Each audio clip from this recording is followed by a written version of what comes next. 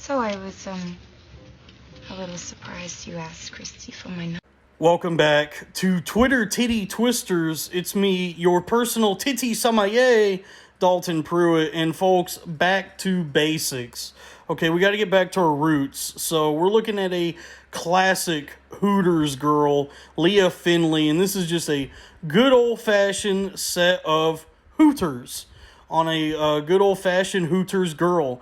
Now, when I was a boy, Hooters had this mystical, monolithic quality. It was this almost divine, unknown place to which I could only imagine what pleasures were held within.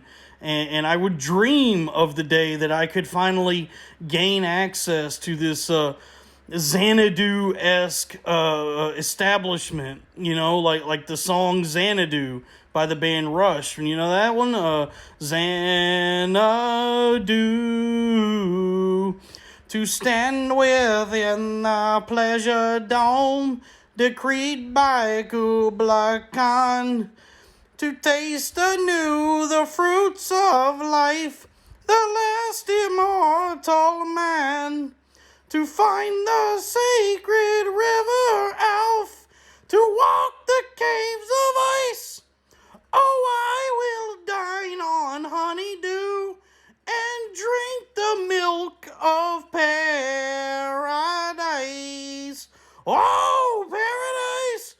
That's the second track on their album, A Farewell to Kings, and I think that sums up my feelings on Hooters when I was a boy.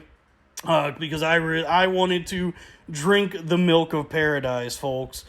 And I remember when it was on my 12th birthday, my uncle took me to Hooters.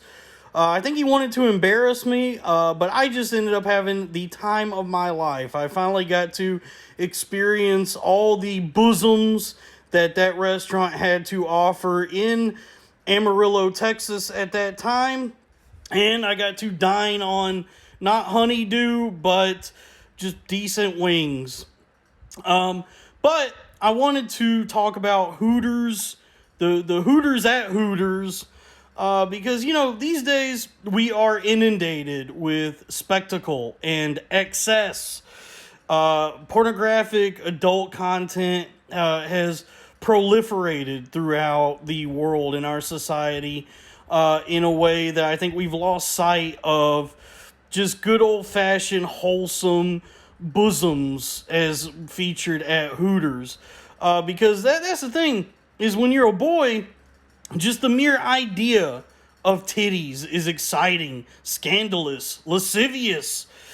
And then as you get older and you just see titty after titty in so much media, you become desensitized to breasts, to boobies, honkers, Hooters.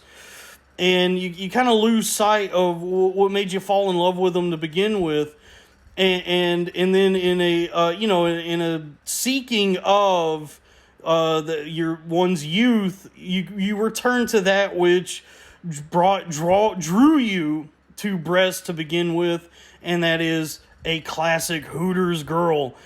And that's why I always talk about meat and mystique. That does not come from a place of pretension. I'm not being artsy or pretentious in talking about meat and mystique.